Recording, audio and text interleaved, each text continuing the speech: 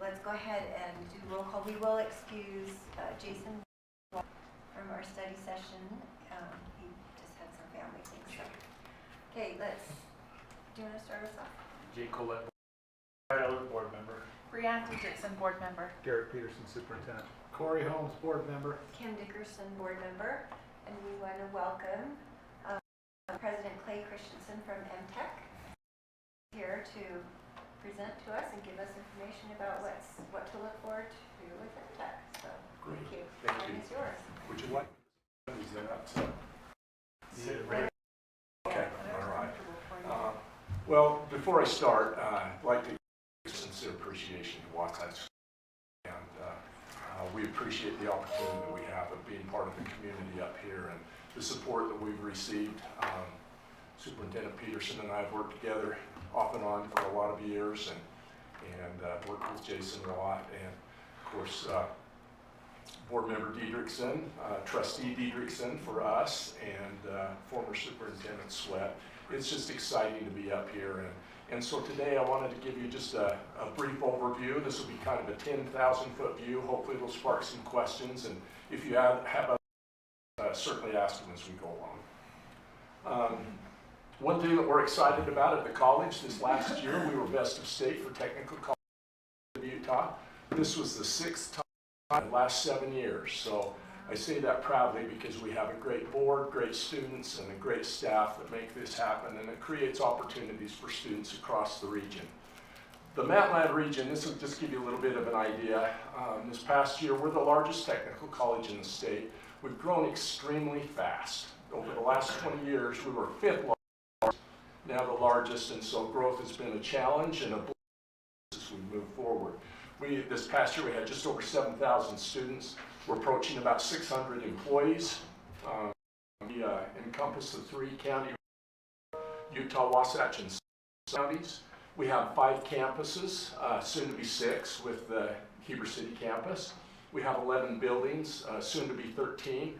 We're breaking ground on another building down at Payson this next month, and so continues to grow. There's 38 different programs that are available. Many of those will be up here in Heber City that will be available to both high school students and adults. Work with 7 school districts, soon to be 9 with Alpine's decision to divide. We've had students last year from 27 different high schools and 31 different charter schools that attended. Of those 7,000 students, about 72% of them are adults, about 28% are secondary students. That is the largest population of secondary students in the system, and has been even when we weren't the largest technical college, and we credit that to great relationships with the school districts. We appreciate that partnership that we have. Last year we graduated over 2,600 students. That was a new state record. I'll refer back to that in just a moment. The makeup of our students last year was about 48% female, about 52% male. If you take out the apprenticeship program, which is primarily male, it's about a 50-50 split. Our trustee structure, we have 8 representatives from education. We have a trustee from Utah Valley University. Then we have a school board member. We appreciate Trustee Diedrichsen and the role that she plays, and she's a great advocate for Wasatch, Summit County, Utah County, across the region. We're glad to have her on board. By code and by practice with the governor's office, we have to have 9 areas of business and industry, so that there are more business and industry representatives than there are education. We've been tasked to be nimble and responsive to the business and industry sector, and we've also been tasked to provide no tuition charge to secondary students and a low tuition to adults.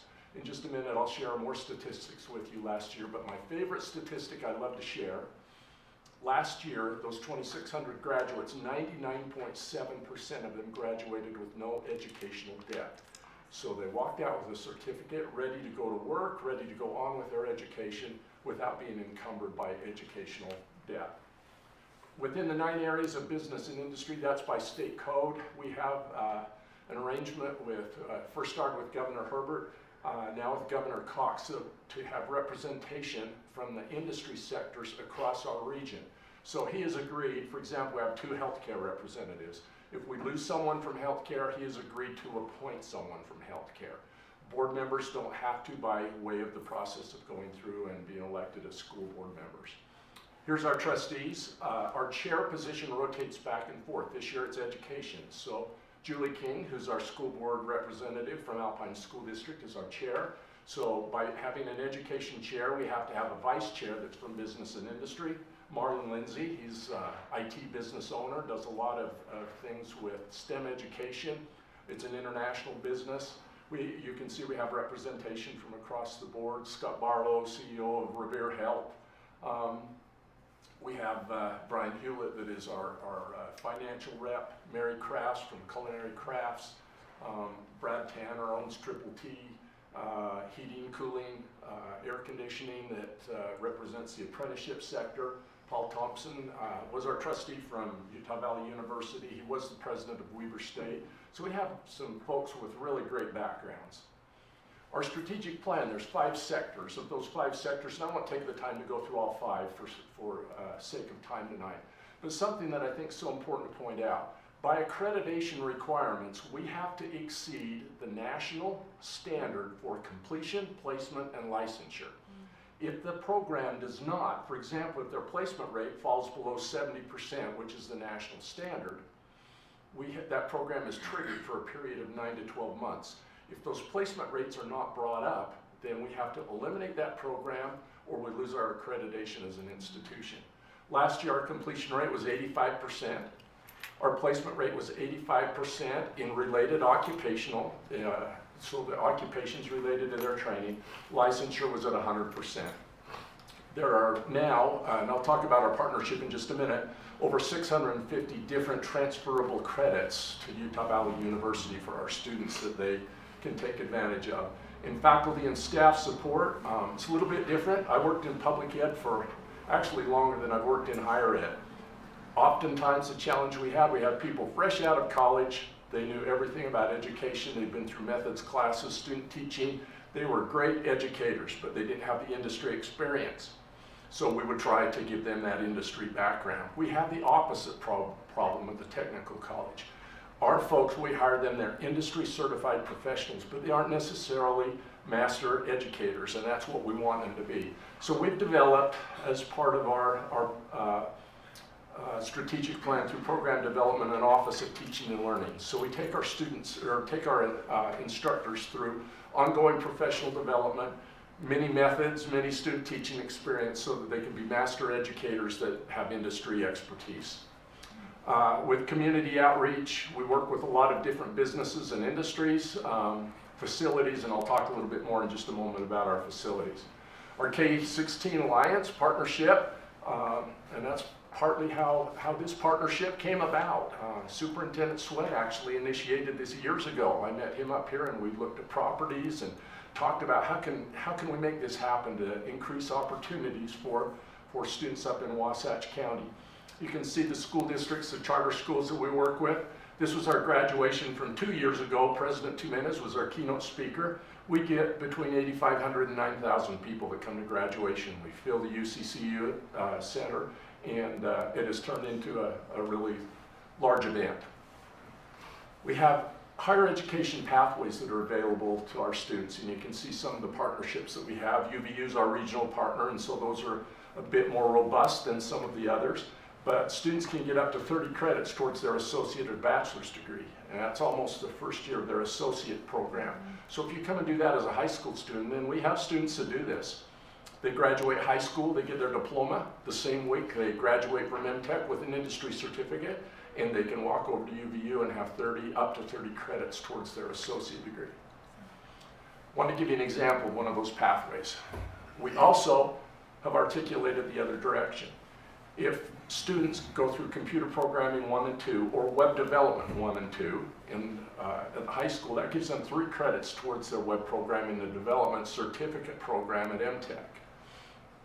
And so they carry those credits forward. We're competency based, so they don't have to repeat that curriculum. We want to move them further, faster. Once they have our certificate, then they have the option. They can go down to UVU, they can get into the business analytics program for 28 credits. If they decide they want to go in the information system, there's 18 credits and 14 for computer science.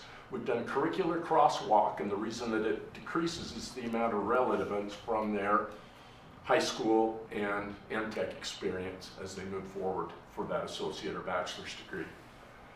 Mention that we're aligned, our workforce alignment. Every one of our programs are required to have an advisory committee that have business and industry professionals. They're ensuring that there are jobs that are available. We don't train for minimum wage jobs. We're ensuring that the curriculum is relevant for what needs to be taught. Our curriculum review is the advisory committee. So if a recommendation is made on a Wednesday night advisory committee meeting, we can implement that on Thursday morning, those changes. You can see some of the things that take place. I'll give you a couple of examples up there. The welding program that will be here. We have a partnership with Miller and Norco. They provide, we have 3 welding labs right now. We, here in Heber City will be the 4th. They provide about 90% of the equipment for that lab.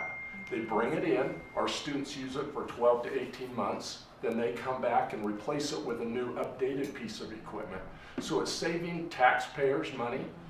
It's putting our students on state-of-the-art equipment, and it allows us to utilize those dollars for expanding some of our other programs that we have. Clyde Companies, the CEO of Clyde Companies was our board chair, Jeremy Hafen. Just concluded his term. He's now on the System of Higher Education Board. They are the sponsor for our trades program. So our School of Trades is named after Clyde Company. We have partnerships, similar others. This is just the tip of the iceberg that we've tried to utilize and leverage those industry resources. We also do incumbent worker training. We will have, there are apprenticeship labs that will be included in this building up here as well. Electrical, plumbing, and HVACR. You can see the growth that's taken place. This is one of those areas we just simply can't keep up with. In 2018, we had 534 apprentices. This year, we've got 1,113. The other challenge that we're facing, we currently have 247 individuals who put their names down on waiting lists to get into our apprenticeship programs. Across the college, we've got over 1,500 people on waiting lists to get into programs. So we're working very diligently with the legislature this year to try to rectify that so that we can have sufficient resources, sufficient offerings, and adequately provide the needs that you have here in your community. Custom Fit is a program that is available in your region. We have been working with businesses. Last year, an appropriation of just over $1 million, we turned into $2.3 million worth of training. We provide almost 144,000 training hours to over 2,500 employees, work with over 300 companies. The way that works is if there's a need that you have in your business that you need to be upgraded, we may not have the instructor ourselves, but we will go out and work with the company or work with the industry. We've brought people in from out of state. We've hired existing employees within the company. We pay for approximately 50% of the training costs. The company pays for 50% of the training costs, and we take that 50%, put that back into training. So by the end of the year, we want to have $0, but you can see how that multiplier effect, it's a great return on investment for the taxpayers and for the state of Utah. We just opened a campus down in Payson. It's down off of 8000 South in Payson, over on the west side of the road. If you're familiar with where the LDS Temple is, it's just about straight west on the other side of the freeway. If you have the opportunity and want to get a good taste of what the Heber City campus will be like, stop into Payson and see. It's about the same size. The campus up here is about 6,000 square feet larger than that one in Payson. But it's a comprehensive campus and has apprenticeship in healthcare and services and technology and trades. Of course, the campus here, right now we're scheduled for substantial completion for June 26th. Even if we run into construction delays, which we're hoping will not take place. I know that never happens in Wasatch School District, that you have construction delays, but if that does occur, we have contingencies so that we're ready to start with classes in fall of next year, and we're excited about that. Of course, you're familiar with where the location is. A couple of changes from the initial layout here. We were asked and encouraged to have a CDL program, a commercial driving program. There's been a huge demand for that. We have waiting lists for that program that's offered down in Utah County. We think that'll be a great addition that will be included. The configuration's just a little bit different, but basically we'd like to express our sincere appreciation. I want the school board to know that this project's going forward in a very large part due to the contribution of the property towards this project.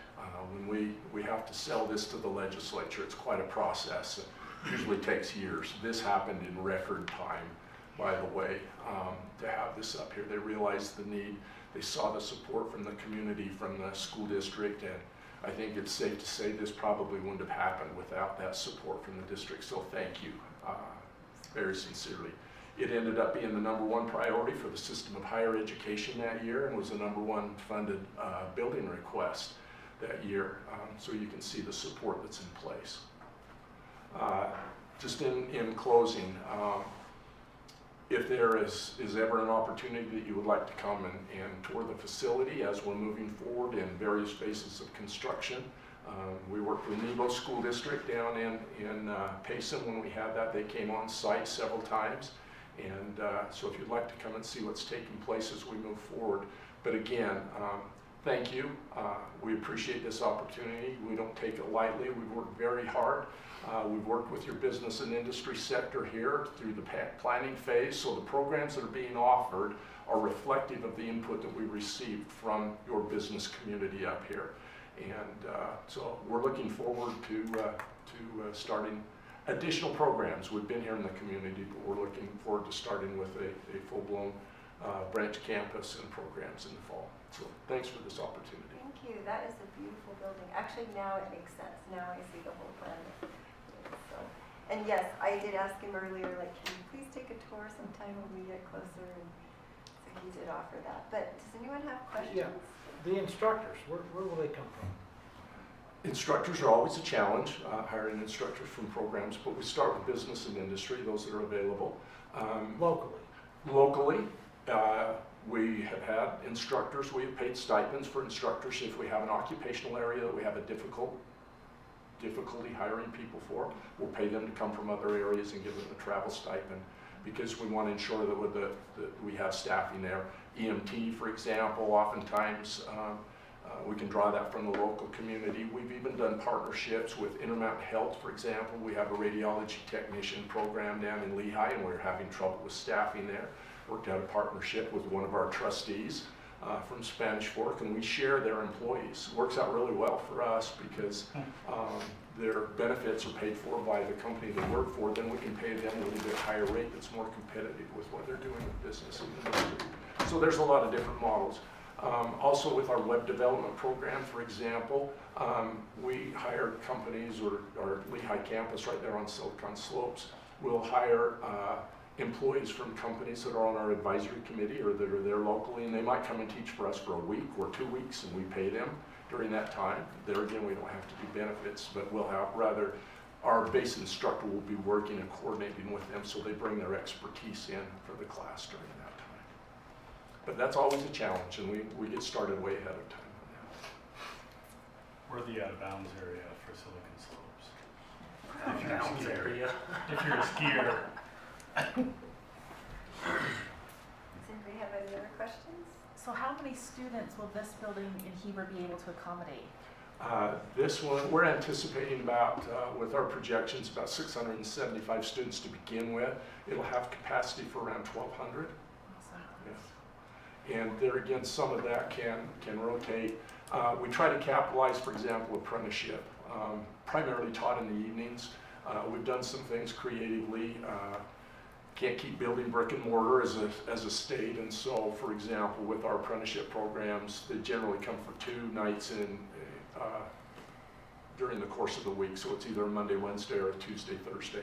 We've worked because we've had students from outside of our area, or they might be on the job site, so that they only have to come 1 night a week, and that frees up, so we've used blended learning to make that happen. We've done that in many of our IT programs too, because it increases capacity.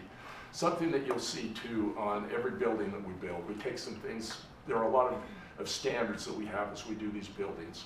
This is the 5th one I've been involved with since I've worked at the college.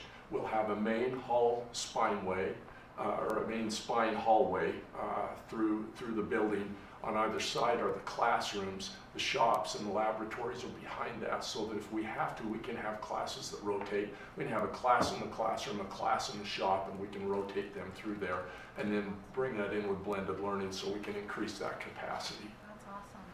So how can we support you, MTech, and coming here in Heber? What do you need from us? You have been phenomenal. The support that we had to get this building here. We coordinate very closely with your counselors, with your high school counselors. Our team comes up and meets with the counselors in Summit, Wasatch County, Utah County for coordination, for registration, getting the word out. Oftentimes, MTech, especially when we haven't had a building presence in an area, can be the best kept secret. And so getting that word out. We anticipate that to begin with, we're going to have, and this generally happens, we have a higher population of secondary students in the building. So it's a great opportunity for the new high school. They can walk across the parking lot, and for Wasatch High School, it's close, it's really close. And so just awareness and getting that message out, and of course that participation that we've had back and forth with your counselors and student services.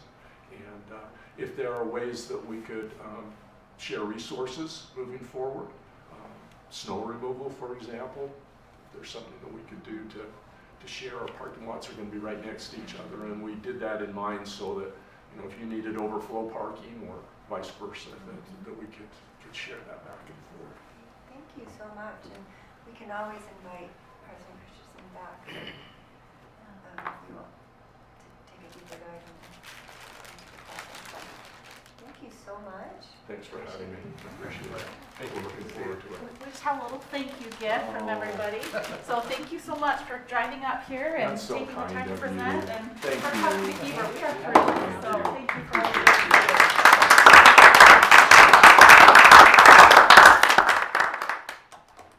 I notice it only has the best school. Heber bags. Don't be poking the bear.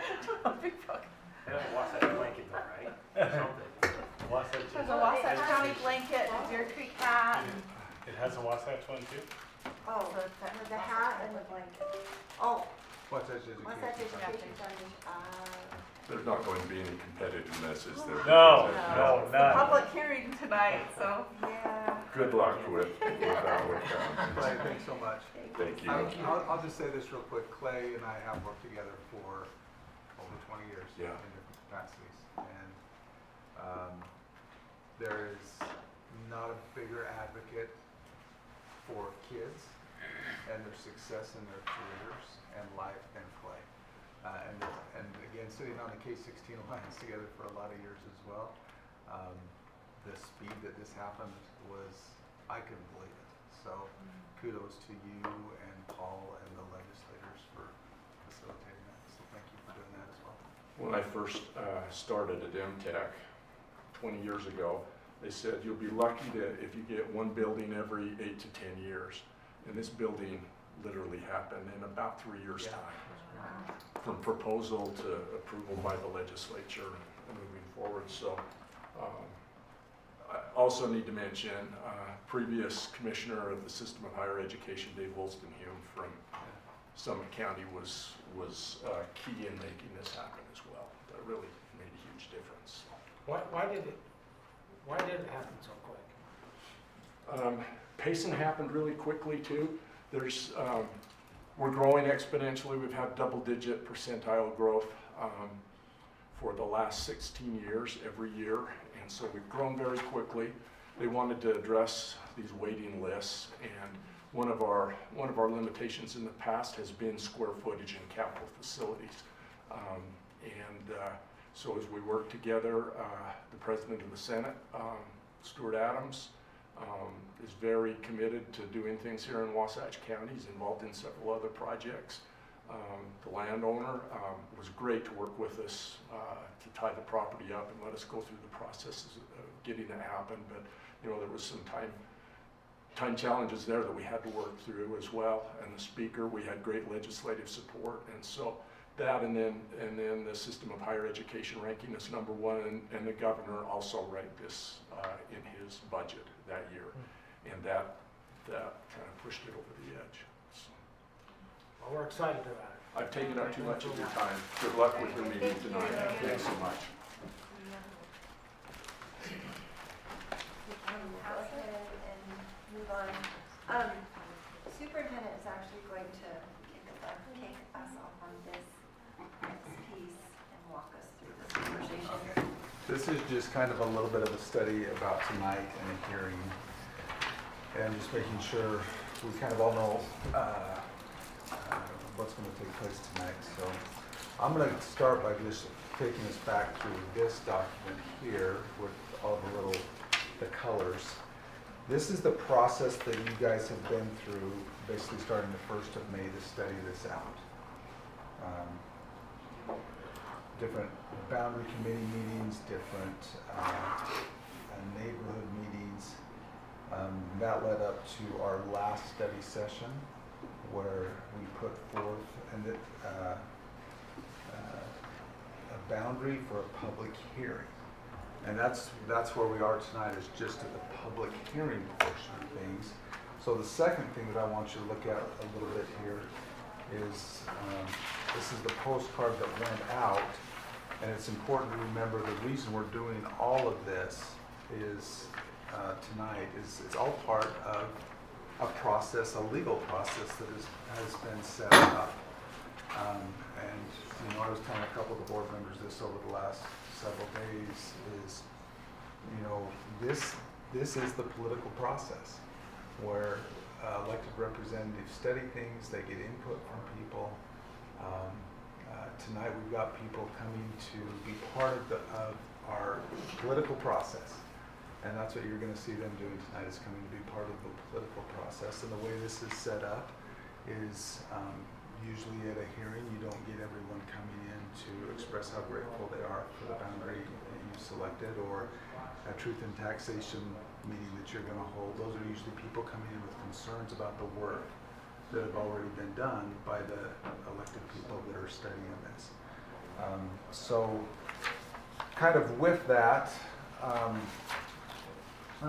knowing that this went out and we do have people coming in tonight, I want to know if you guys have anything you want to talk about as far as the hearing's concerned. Kind of the process that we use is people will get 2 minutes to come up. We do keep that timed. In the past, and we can change process tonight, but I think it's wise to stick with what's been done in the past and familiar. They've had 2 minutes. We don't stop, we don't cut off. So if there's like 4 hours of people, 5 hours of people that want to come and take their 2 minutes, we let them be part of the political process that's been set up for them to be a part of. And the hearing is usually not a back and forth situation. It's you listen and you take into account things. The process that we've used here in the past is that every 5 to 10 comments, the board president will say, does any board member have anything that they would like to say based off? Again, it's not a back and forth at that point, but any comments that you want to make, go ahead. You don't have to make a comment at that time. Usually you try to make it brief, but you don't have to. You can make it as long as you want. Usually you don't engage in direct dialogue with the people that have come. Where you really get your chance to kind of express your views in a hearing like this is after we close the hearing, and then we come back in a board and we have an action item. And the action item will go forward one way or another on the boundary that has been proposed. And at that point, there's different things that can happen, just like any action item. It can be tabled, it can be I motion that we approve the boundary, a second, and then at that point there's discussion, and that's really when our discussion, or we get to kind of express what we're thinking if we so choose, comes into play. So the hearing's usually where we listen. The discussion item is usually where we discuss or express our own views. But again, the board president and you guys can choose to do, but that's kind of what's been done in the past. Just kind of bringing you in on that. Anything to add to that, Kim? No, just, Yeah, we're here to listen, keep it brief. There might be a question, a simple question we might be able to answer. So let's go about every 10, because we are here to listen. I want everyone to be able to speak. But you all may have a comment, a brief comment, or let's answer a question. I want them to know that we're here, we're listening, we're engaging. I don't want them to think, we're not listening, but yeah. So that's really just remember the purpose. Anything you want to add? No. So if we do have extras that are overflow somewhere, are they all just, in the next Yeah, door? so, Okay. like, they don't sign up like in an order. Okay. They'll just come up based off of, some might just be here to listen to the process. Some people want to engage in the political process themselves. So yeah, we set up a room over there at the TV, and so they'll be able to come over. Usually if we have a big group, which we've had in the past, they'll just kind of line up right here, and when it dies down a little bit, then the next group will kind of come up, and that's usually. We might hear a lot of the same concerns, but we want everyone to Have a voice. I love that. Yeah. Perfect. And it's just important to remember this is the political process. We don't need to take anything too personal. It's just the process. You've studied, you've put something out there, and now there's a next part of that process that we'll go through tonight. Anybody want to add anything? Brad, you've done this on the other side of it. I have. Yeah, I think one of the big things is just people are going to have strong opinions on both sides, and I think part of I think the challenge with this is that sometimes there's misinformation, not intending to be misinformation, but information that people believe is true that may not be. I had someone ask me today why we bus kids from Summit County. When I showed them the map of Wasatch County and said, this is where the kids are, is this where you're referring? And they said, yeah, well, that's in Wasatch County. We are a county school district. And so I think sometimes people share information because they have a belief set that supports that. And, it doesn't have to be confrontational. It just, the goal is to help educate and help people understand and why decisions were made and why this particular plan was proposed. So I do think that's a really good point. Like where I've watched these go really successful, like just since being here in the last 6 years, is if somebody asks a question that you want to answer or present some information that you think might be a little off, to just make note and then wait for the time, instead of engaging after each one, wait and then say, hey, for the person who said this. And the other thing feel free to do is also refer to staff. Like Eric, what is our real, staff will be here tonight, so feel free. And if we don't know the answer, I think the worst thing you can do in something like this is present information that you feel you have and it's not accurate. So we want to make sure that we're accurate, and so you're better off saying, boy, that's a great question, we're going to have to get that after. That's way better than saying something that's later found out to not be quite accurate. So. And it's hard because it's pressure. I mean, people are challenging, but I don't even see, this is, every year this is kind of the way I see it, every year or every 4 years there's an election for president. And there's a process for that. And a lot of people are disappointed at the end of that process. But it's the process. It's the process that's been set up by law. And that's what we're going to do tonight, is we're going to engage in a process that's set up by law, that we have been engaging with people that feel what they know. And it's just the process. And it doesn't mean everyone will be happy at the end of that process.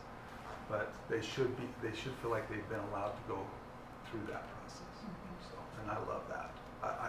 I've, in an odd way, I've really enjoyed all of this. So.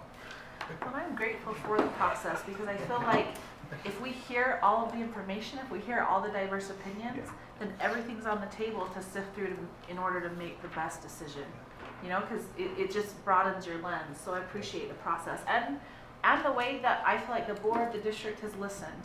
I really appreciate that there's been real listening when the community meetings, with the surveys and one-on-one meetings. So thank you for everybody investing that time. I agree. I feel like everyone has just Will you supported. tell them that before the open will you tell them what has been pre-done to tonight, to say what the process was? We had these meetings, we did surveys, we've done all this, now tonight's the final thing, or we get to listen to public comment. That might help, because I could see people standing up saying, well, we didn't even know what was going on until you did this. And I think if there's a little pre-sell of maybe what you did, of the summary of the process, and tonight's the final part of that process, and because you guys have done a great job of listening over the top, you've had meeting after meeting, you've toured. I would let them know all that prior, just a suggestion before you open it to public comment. I think that's really smart, because I've had people reach out today, some that thought it was already final, and others that were surprised we were voting. So I think that's a great just overview of the whole process, start to finish. You can either direct me to do that, or you can do that, or Or you're welcome to do it. whatever you want. You're very articulate.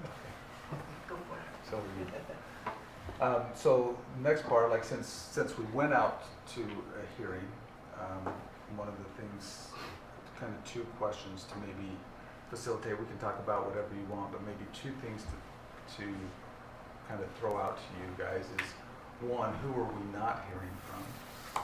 Because that group is probably pretty okay with what's going on.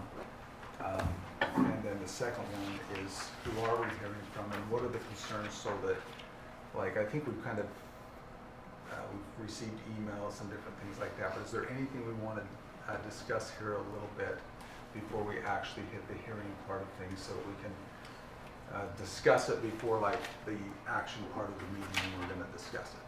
So, thoughts from that on. But let me throw out, who are we not hearing from? Well, probably people, I think there's two groups of people. One, those that support it, and maybe there's gonna be those that think, well, it doesn't matter. They're not gonna listen to me anyway.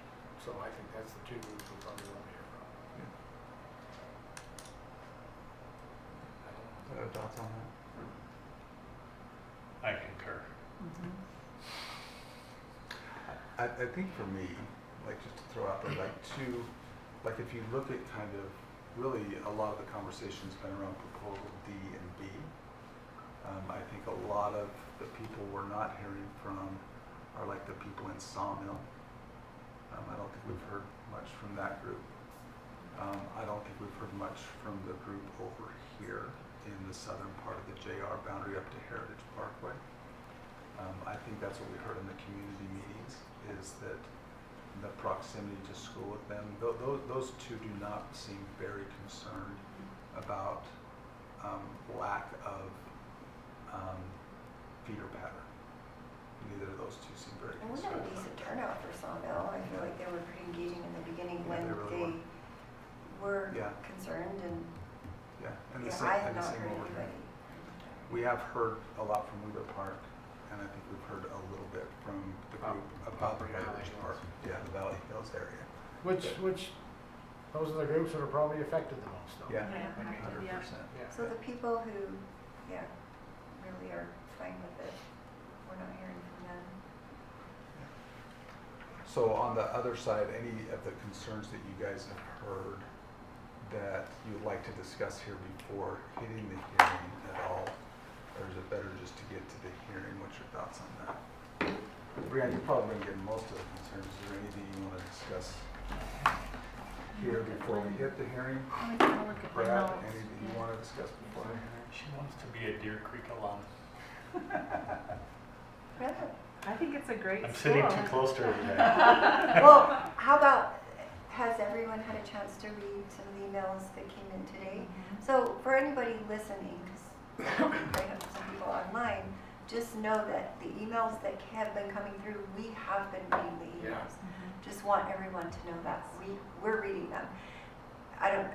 Today I really quickly just responded, thank you for your email, just to let them know, hey, we're reading your comments. Your comments are not being ignored. So. I just looked, there's one that came in at 4:36, but other than that, I think we've seen all of the other ones.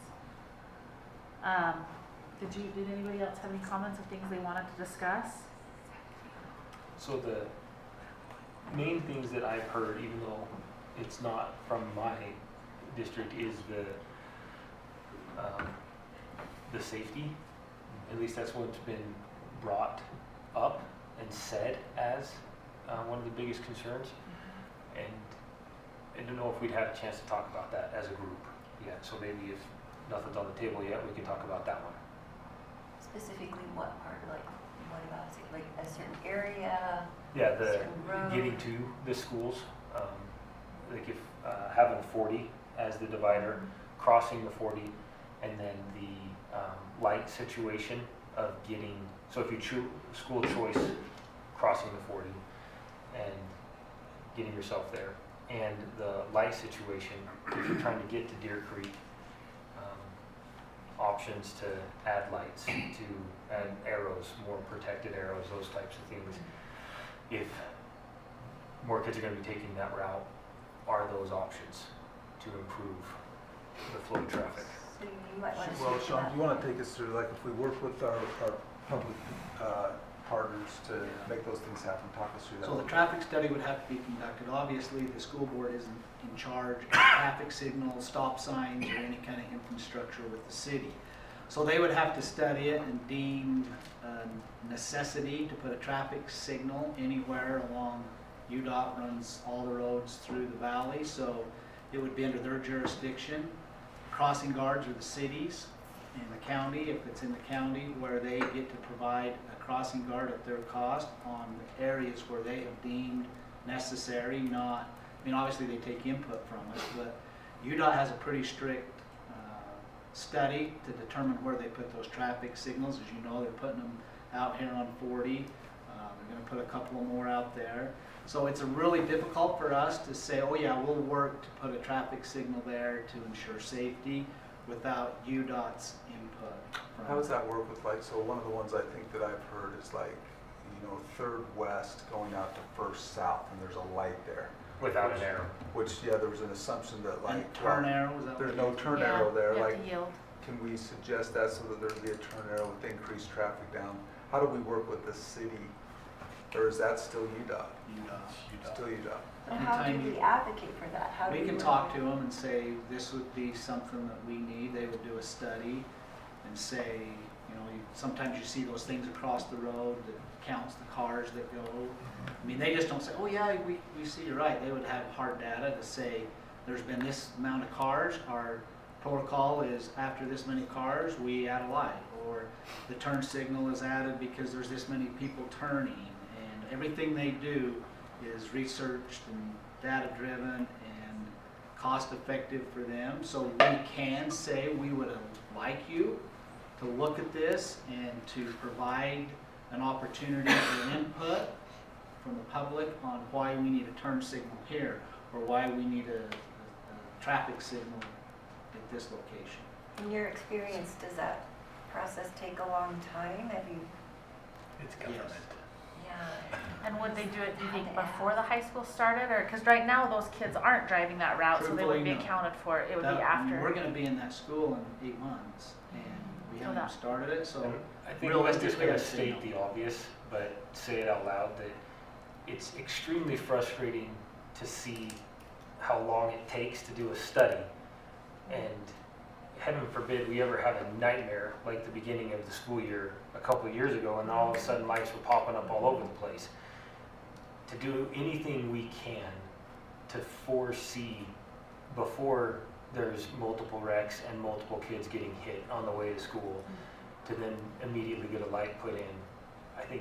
I know I'm stating the obvious, but anything we can do to speed that up or protect I it. think what we would do is, well, not I think, what we would do is, as soon as the boundary were approved, then we would start that process on our end to say this is happening, this is the boundary that's selected, here's the flow of traffic that we anticipate, and we would start in on that.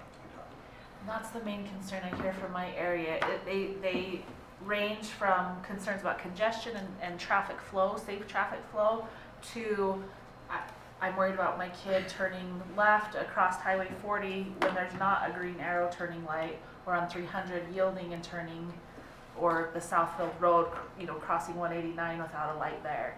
So the safety concerns, I've heard a lot of those from my area. Yeah, I've heard. The green arrow, is that That's UDOT as well, or is that the city? The turn signal at the Uh-huh. light, that's UDOT. So as you know, going on 6 South towards Wasatch High School is probably the worst light in the valley for congestion and turn and how it backs up in the mornings. And the turn signal, like every other cycle, it doesn't turn green. It has some sort of sensor that figures out, and the one going on First South is the same way. So in my opinion, just because you have a green turn signal, you're still going to have backup, you're still going to have traffic, you're still going to have cycle of light that you have to wait for. We're spoiled in this valley, for sure I am, of how convenient it is for us to move around in this valley and have lights, and how you go to Salt Lake and you're backed up the light for 3 cycles waiting to get through something. So UDOT is a state organization. I don't want to give us false hope that says, oh yeah, we just have to do it. I mean, they have, you think of the amount of requests they get for turn signals, and I will tell you the bypass road has been something that they've discussed for years, and we know the political of that. So just to say, oh, we're going to put a turn signal here and get UDOT to buy off on it is going to be a challenge. Well, we want to know how to put pressure on them, because I guarantee you this is not a board, I'm just going to speak for the board, I don't think this is a board that will take no for an answer on some of those things. So Yeah. just let us know how we can be more aggressive about I it. have an area director who responds to us and is over this part of the state. When we worked on the Main Street situation, they were attentive, they understood the importance of some things, but also they have to follow regulations. They wouldn't put a red light walkway there because it wasn't an intersection, and it causes traffic problems that they have experience with. It's like, if we put this here, it will cause this, and we can't do that. So again, they have their protocols, they have their law, their study. I'm not saying it wouldn't happen, but I don't want you to think that oh yeah, we can get that to happen by the time school starts. Yeah. Okay. The nice thing about the third, I think, the third west is one we're kind of concerned with, right? Hitting third west and making a left-hand turn onto First South. There's not a lot of traffic coming From the north. From the north, yeah. Especially with the other entrance into the school before that. Right. So anyone coming that way to the school would have already They're turned. gonna go on Fifth North. Yeah. Yeah. Anyone on that side will probably go down Fifth. We would want them to be on Fifth North, not Third, because of the size of the road, the width of it, the And parking. if there is concern about the left-hand turn, I was thinking about this, they can just go down to Fifth North. Just go straight. Okay, and we just did go- talk about go this. up there. After we set the boundary, could we do like a safe driving campaign or put out some maps on all the different routes? You know, that I think we can do whatever we want on that front, yeah. So that's my question then, is with the current proposed boundary, if we don't know for sure we'll have lights, I mean, hopefully eventually, but not to start the new school Yeah. year. I don't want to have an accident. I mean, I know nobody has a crystal ball, but that is the main concern we're hearing about this boundary, especially for my area's safety. Is, I guess, speak to that with the boundary proposal that's on the table. If we can't address the light situation, how are we gonna make sure kids are safe? I'll tell you one more thing that really helped us, that UDOT provided for us, was a light at our 1000 West that turns into the new high school. That was big. We were gonna put a roundabout there. We didn't like that and tried to talk to them. And again, they were like, well, the bypass road and this, it's a long discussion, but they changed their minds, and that's why we have a light there. That's a game changer. So for the new school, you have a light going in there, you have a light at Fifth North, and you have a light at First South. So there's 3 ways that you can get from your area. You have a light over there At Walmart, at Walmart to get to 300. to get there. And so there's actually more lights going to Deer Creek, just from a traffic perspective, than Wasatch High. I guess you could go, the Walmart one could go to Wasatch High as well. But having this Fifth North light, and then the 2 more lights that they're going to put out there, the one at Smith's, I was out there today, and it's made such a big difference to have that light at Smith's and at Fifth. It slows them down. Which one at Smith? Heritage Parkway and then Coyote. Oh, Coyote. there, yeah. Yeah. So you're saying the light by Walmart to the light on 100 South coming via 300 West, you're saying that would probably be the safest route? From your area? Yeah. So my personal opinion would be if you're coming from Wheeler Park, you could cut across their Walmart, Mhm. go The on light. Southfield, and there's gonna be a traffic light there, you're gonna turn. Oh, go at the light down on Highway 189 to Southfield, you're Yes. saying? Make a right-hand turn, and then you're gonna have a light to get into the school. And one thing we could also control, right, is the people are in accidents because they're rushing.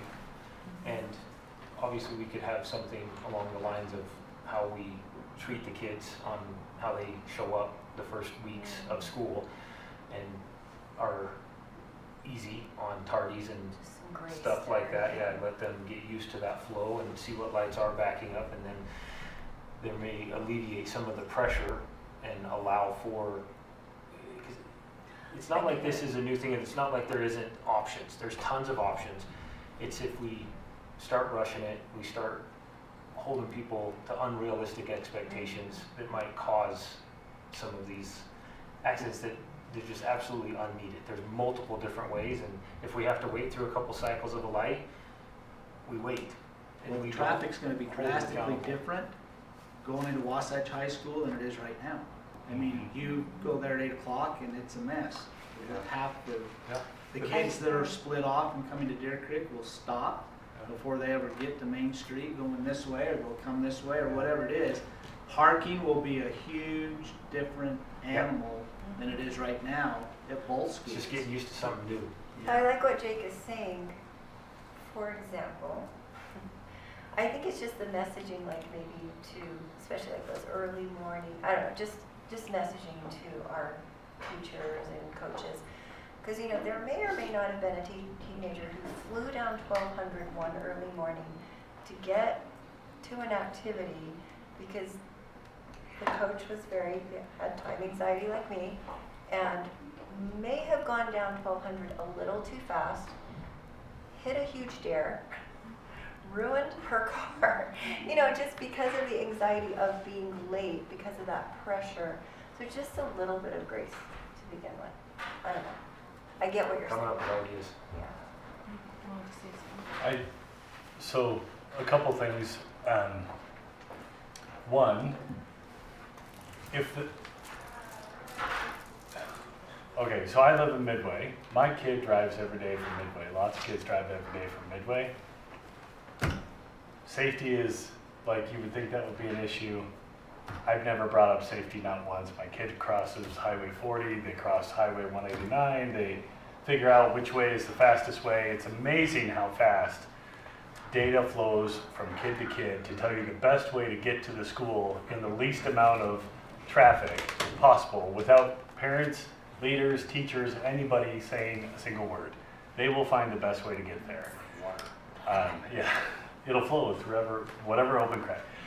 The idea that, one, I don't think we will be able to control that. I think that's a reality, is that we can't control that. I understand safety being a concern, but the reality is that safety for anyone is always a concern when you get behind the wheel. When you walk to the school, it doesn't matter where it may be. People will always have to cross boundaries, whether it's Wheeler Park today, whether it's Midway driving down Midway Lane. I am one of those people that hates people that drive 30 miles an hour on Midway Lane. Just saying, you know, it's 50. It's clearly marked 50. I'm with you. But you know what? Sometimes in the morning, there's that person driving 30. And I don't know if it's a student or if it's somebody else, but there, you know, when that happens, you deal with it and you deal with the time. I can appreciate the concern that parents have. The idea that we should potentially consider boundary changes or things like that.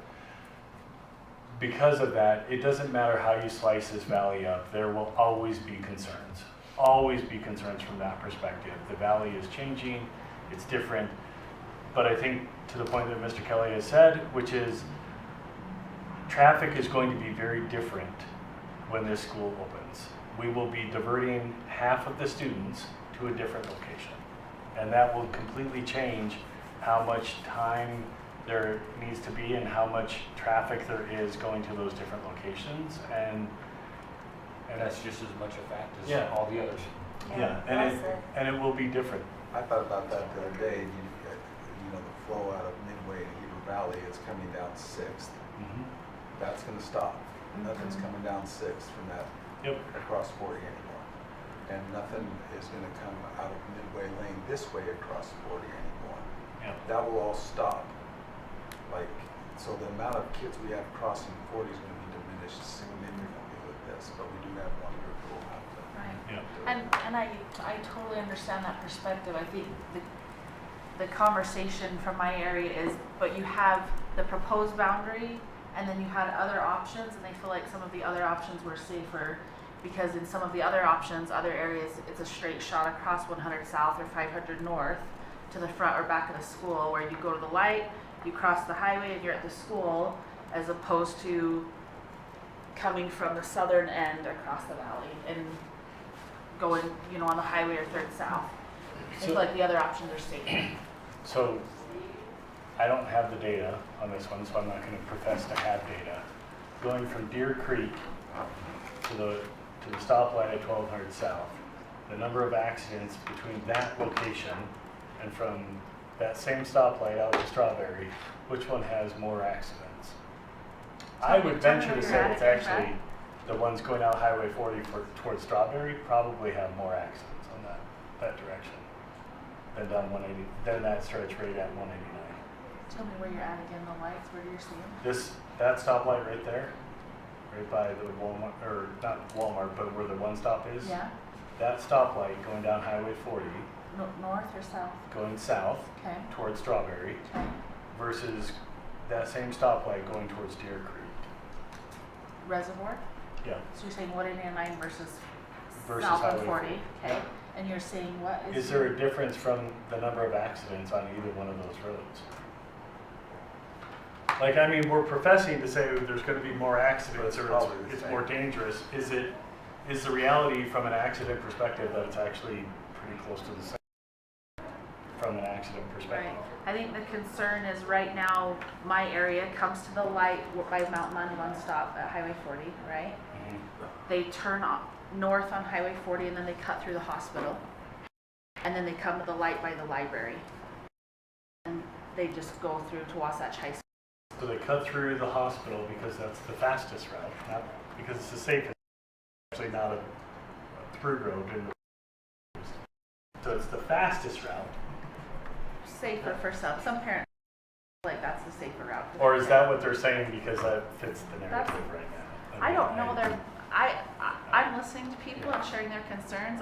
It's not I up get to me that. to evaluate if their concerns are valid or not, you know? I'm not saying it's valid. What I'm saying is that everyone is going to have safety concerns. It doesn't matter where a person is. My own daughter was in an accident on 1200 South, right? Like just 2 months ago. Right on the way, actually high school, but leaving the high school on 1200 South from Wasatch, didn't cross Highway 40 yet, didn't cross Main Street, still on, on that side and got rear-ended. So, There's, like you said, a chance of accidents anytime you get behind the wheel. But the concern is, are we making sure the boundary option we choose has the safest possible driving routes? And my area is saying, I don't think they are. I think if you send JR to Deer Creek, they have a straight shot across 100 South Midway Lane or 500 North to the back of the high school instead of that's a direct, safer route. That's the concern I'm hearing.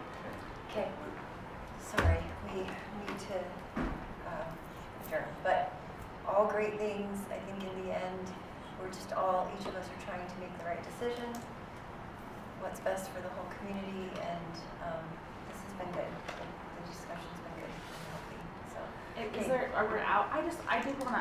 I wondered about feeder patterns, because that's the other concern I'm hearing. Is anybody else hearing that or worried about that? If we don't have time, we can't discuss it. I talked to you individually, but are feeder patterns a concern for anybody? Because that's a concern I keep hearing. Is you're splitting 2 schools now. I haven't heard a lot other than maybe one today. I have a right solution for it. Redo the elementary boundaries. Which we talked about. Yeah. Possibly Yeah. doing. Whatever happens, I think That- it does need that's to on align. the That table, may be yeah. fit next. Old Mill and J.R. Smith become Wasatch High School, and all the other schools go to Deer Creek. And that And you could be just redo next the on the boundaries. table, yeah. Okay. Okay, Staff will really like is there a motion to adjourn the study session? Thank you, that. Motion to everybody. adjourn. Okay, is there a second? Second. All in favor? Aye. Aye, okay. Didn't mean to cut everyone No, I know, we gotta be conscious of time. I'm sorry to bring up the question at the end.